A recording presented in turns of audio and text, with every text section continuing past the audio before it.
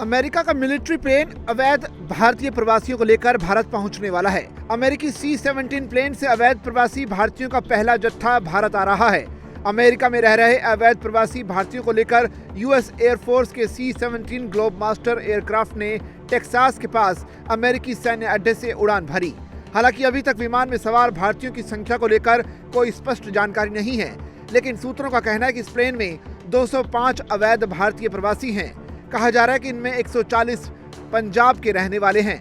America के San Antonio से सेना के इस प्लेन ने मंगलवार को उड़ान भरी थी। C-17 एयरक्राफ्ट में 140 लोगों के बैठने की क्षमता है, लेकिन इसे लेकर भारत की ओर से अभी कोई आधिकारिक बयान नहीं दिया गया है।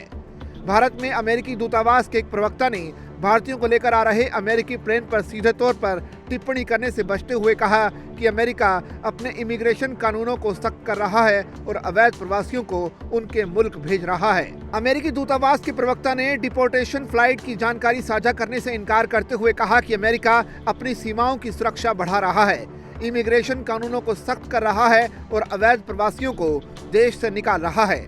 इस एक्शन से स्पष्ट संदेश गया है कि अवैध प्रवासियों पर अमेरिकी सरकार बेहद गंभीरता से इसे लेने जा रही है। कहा जा रहा है कि भारतीयों को लेकर आ रहा अमेरिकी सेना का एयरक्राफ्ट बुधवार सुबह अमृतसर या आसपास के किसी अन्य सैन्य हवाई अड्डे पर लैंड कर सकता है, लेकिन इसे लेकर किसी तरह की आधिकारिक पुष्टि नहीं की गई है। बता दें कि ट्रंप सरकार अवैध प्रवासियों को ले जाने के लिए सैन्य विमान का इस्तेमाल करती रही है।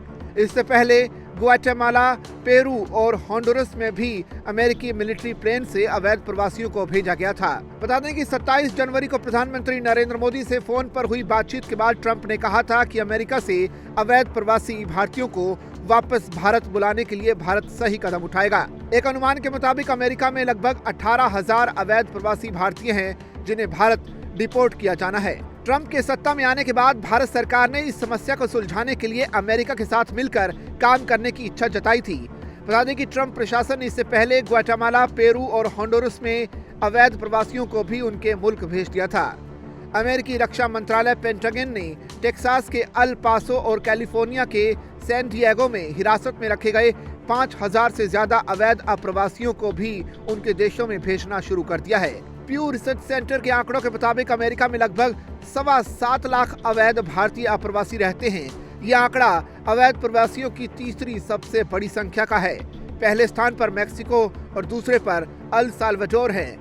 पिछले महीने भारत सरकार ने कहा था कि अवैध रूप से अमेरिका में रह रहे भारतीय नागरिकों को वापस लेने के मामले में भारत हमेशा तैयार रहा है।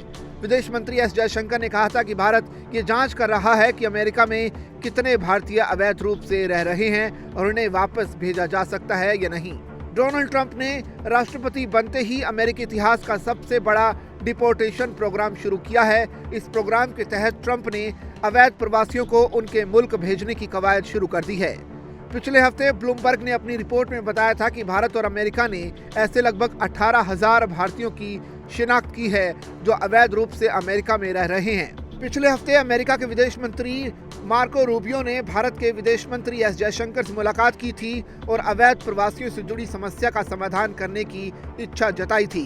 उधर एक निजी एजेंसी की रिपोर्ट ने पहले बताया था कि अमेरिका में गैर कानूनी तौर पर रहने वाले भारतीयों की संख्या 7.25 लाख से ज्यादा है। बता दें कि ट्रंप ने दोबारा सत्ता संभालने के पहले दिन ही गैर कानूनी तौर पर वहां रहने वाले दूसरे देशों के नागरिकों के खिलाफ कई कदम उठाने की घोषणा की थी। इनमें FBI समेत कई फेडरल एजेंसियों को लगाया गया।